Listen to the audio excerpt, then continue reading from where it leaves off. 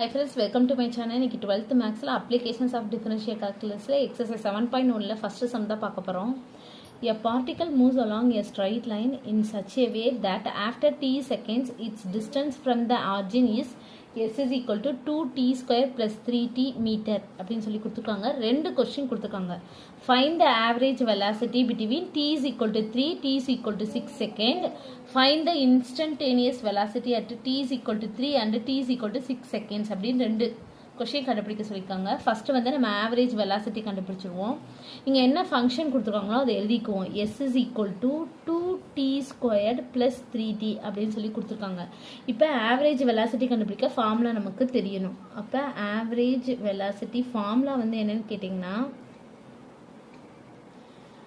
f of b minus f of a divide b minus a இதான் வந்து formula. சரிங்களா? இப்போ t is equal to 3, t is equal to 6 இருக்குல்ல, இது வந்து b, இது வந்து a. t is equal to 3ன்றது a, t is equal to 6ன்றது வந்து என்னன்னா b. சரிங்களா? இப்போ இங்கே எஸ்ன்னு கொடுத்துருக்காங்க, நம்ம இதே எஸ்ஸுக்கு மாற்றிக்குவோம். அப்போ எஸ் ஆஃப் பி வந்து என்னது 6. அப்போ S of 6 minus S of A வந்து 3 டிவைட் 6 மைனஸ் 3. சரிங்களா? இப்போ எஸ் ஆஃப் 6னா இங்கே டீக்கு பதிலாக நம்ம 6 போட போகிறோம், அவ்வளோதான்.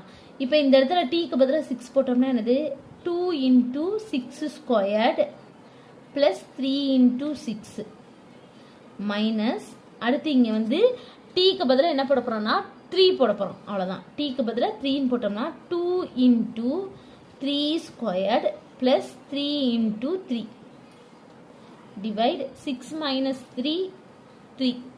சரிங்களா?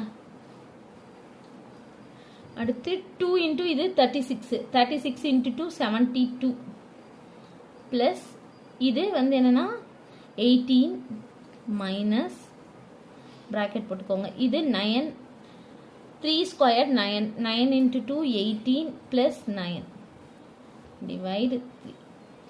இப்போ இது ரெண்டையும் மல்டிப்ளை பண்ணோம்னா இது 10 ரிமைனிங் 1 8 9 மைனஸ் இது ரெண்டையும் மல்டிப்ளை பண்ணோம்னா 17 ரிமைனிங் 1 27. இது ரெண்டையும் சப்ராக்ட் பண்ணணும். இது 10 இது 8. அப்போ 10ல் 7 போச்சுன்னா 3, 8ல் 2 போச்சுன்னா 6, 63/3. இப்போ இதை அடிச்சு கொடுத்துருவோம். இது ஒரு தடவை, இது 2 1. அப்போ ஆன்சர் வந்து என்னன்னா 21. இப்போ ஆவரேஜ் வெலாசிட்டி தானே, வெலாசிட்டி கண்டுபிடிக்கிறதுனால இது வந்து யூனிட் வந்து நம்ம போடணும். இங்கே யூனிட் வந்து என்னன்னா மீட்டர் பெர் செகண்ட் வெலாசிட்டின்றதுனால. சரிங்களா? இது நம்ம என்ன கண்டுபிடிச்சிருக்கோம்னா ஆவரேஜ் வெலாசிட்டி வந்து நம்ம கண்டுபிடிச்சிருக்கோம்.